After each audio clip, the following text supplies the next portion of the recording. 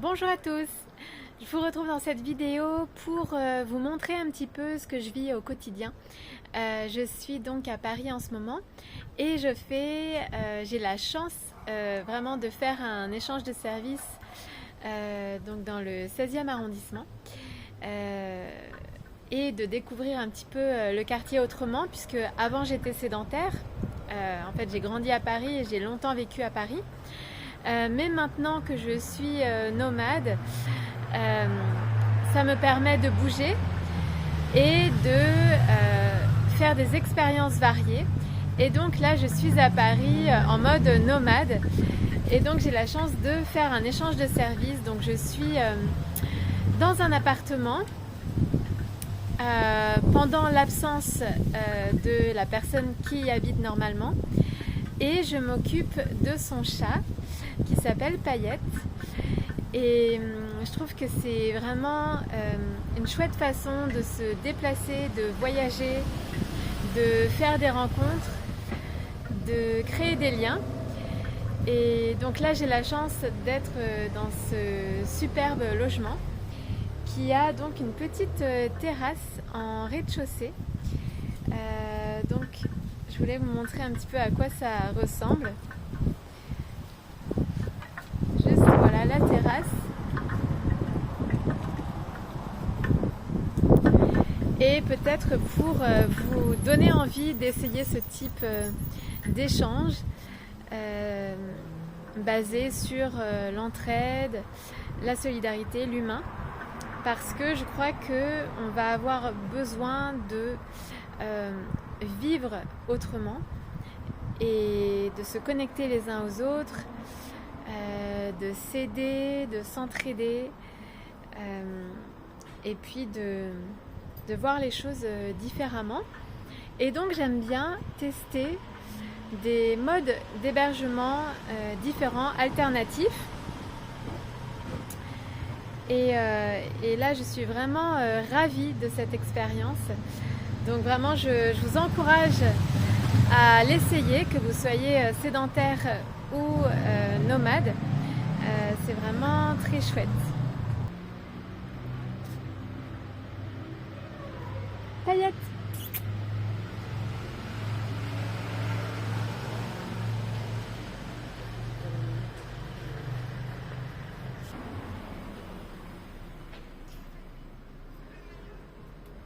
Alors Payette, tu as déjà mangé?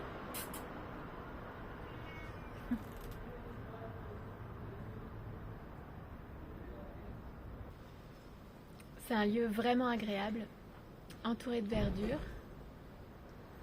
Et je crois que c'est la première fois à Paris que je suis dans un appartement avec un petit jardin. Et c'est ce que la vie nomade en fait me permet de vivre. C'est des expériences insolites, inédites. Et pour ça, je suis vraiment ravie parce que c'est ce que je voulais vivre. Je voulais vivre des expériences qui me changent en fait d'un quotidien que je connaissais déjà. Parce que souvent, en tout cas la vie que j'avais en étant sédentaire, c'était une vie quand même, on va dire, qui était dans le connu. Et j'avais la sensation de ne plus m'enrichir, de ne plus être réellement vivante. Et là, en étant beaucoup plus dans le mouvement, dans le changement, en fait, j'ai plus d'énergie, je vis plein d'expériences différentes et c'est ça qui m'enrichit au quotidien. Et je crée aussi beaucoup de connexions avec les gens et je m'enrichis aussi au contact des gens que je rencontre. On s'inspire, on s'enrichit mutuellement, on apprend ensemble et c'est aussi très très très enrichissant. Et Payette qui se repose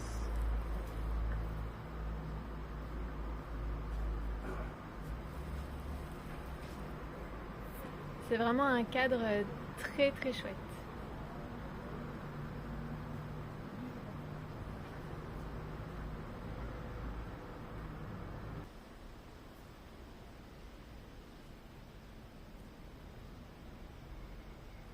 Alors aujourd'hui, comme on est la Sainte Amour, je voulais parler un peu justement de l'amour de soi surtout, parce que finalement tout commence par soi et on a tendance à l'oublier parce que on est dans une société qui nous a appris en fait plutôt à écouter l'extérieur plutôt que l'intérieur, plutôt que de s'écouter soi-même.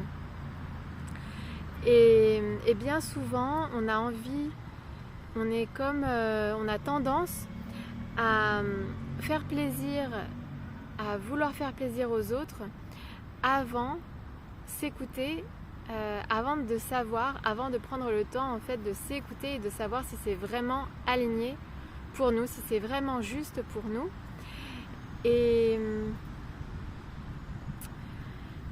Et en fait, donc, il est important de prendre le temps à chaque fois de s'écouter, de voir ce qui est juste pour nous, ce qui est bon pour nous, et ensuite de voir si on peut répondre à une sollicitation extérieure.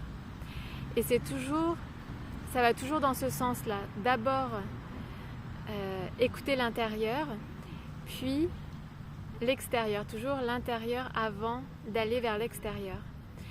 Et d'ailleurs, ça correspond aussi aux différentes énergies. Donc c'est d'abord l'énergie féminine qui précède l'énergie masculine. Donc d'abord l'énergie féminine, s'écouter, donc l'intériorité, l'intuition, les ressentis. Et ensuite l'action, l'énergie masculine. Et en fait, la société est plutôt organisée dans le sens inverse. Il y a beaucoup d'actions avant la réflexion, alors que c'est toujours la réflexion en premier, puis l'action, réfléchir avant d'agir. Et donc toujours s'écouter avant de faire plaisir aux autres, avant de répondre favorablement aux sollicitations extérieures. Et donc c'est un apprentissage, on doit réapprendre à vivre comme ça pour se rééquilibrer. Parce que si on répond d'abord à l'extérieur avant d'écouter l'intérieur, on tombe dans du déséquilibre. Et donc, c'est apprendre à réapprendre en fait, à d'abord s'écouter avant d'agir, avant de faire plaisir aux autres. Ouais, bien souvent, on veut faire plaisir aux autres avant soi-même. D'abord parce que, donc, premièrement, on ne prend pas le temps de s'écouter. Et deuxièmement, parfois on a des peurs. Peur de ne pas être aimé, peur d'être rejeté, peur de blesser l'autre, donc toutes les peurs. Mais en fait, c'est aussi se rendre compte que les peurs sont illusoires et que les relations authentiques fonctionnent uniquement donc sur la vérité. Et donc si je suis vraie avec moi-même, si je m'écoute, je suis vraie avec les autres et donc je vais aussi développer des relations authentiques et donc on a tout à gagner à être vrai et donc et communiquer en fait notre vérité aux autres et ils comprendront. Donc si on est dans une relation véritable en fait,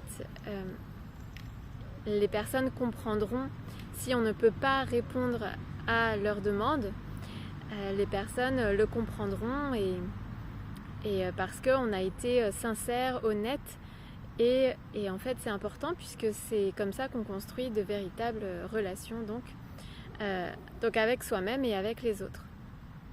Et donc c'est vraiment inverser nos habitudes, voilà, et c'est important pour retrouver l'équilibre en soi, dans les relations et dans le monde en fait en général. Et l'amour de soi, c'est bien sûr prendre soin donc de ses besoins,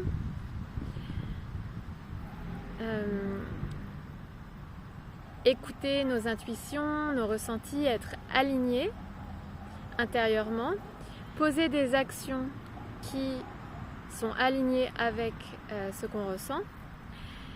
Et l'amour de soi, c'est lié aussi justement à la liberté. D'ailleurs, l'amour, c'est la liberté. Quand on est dans une relation où on impose quelque chose à l'autre, ou même à une société, ce n'est pas de l'amour, puisque l'amour, c'est réellement la liberté. Donc, l'amour de soi et l'amour en général dans les relations, c'est aussi incarner cette liberté, la liberté d'être, et laisser aussi la liberté d'être aux autres. Et donc on est tous libres. Et c'est en ça qu'une relation est authentique, parce que si je réponds favorablement à une demande, ça veut dire que je vais le faire réellement par choix et non pas par peur, par obligation ou par culpabilité, par exemple. Et donc la relation va être beaucoup plus joyeuse parce que il y aura cette liberté. Je vais le faire réellement parce que j'en ai envie.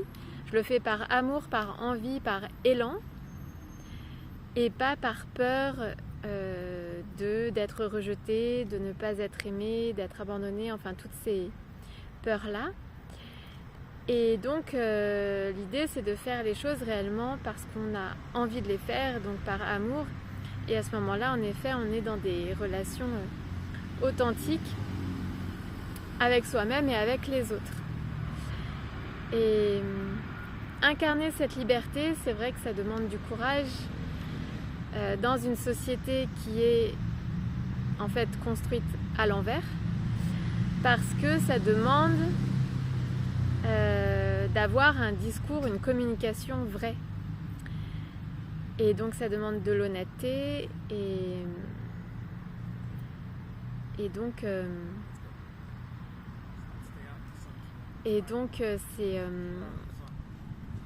c'est pas ce qu'on a, c'est pas forcément ce dont on a l'habitude. Mais c'est aussi beaucoup plus sain. C'est comme ça aussi qu'on construit des relations saines. La même chose avec soi-même et avec les autres. Donc c'est garder ça à l'esprit et puis cheminer vers cet idéal quelque part, petit à petit, et l'incarner le plus possible au quotidien.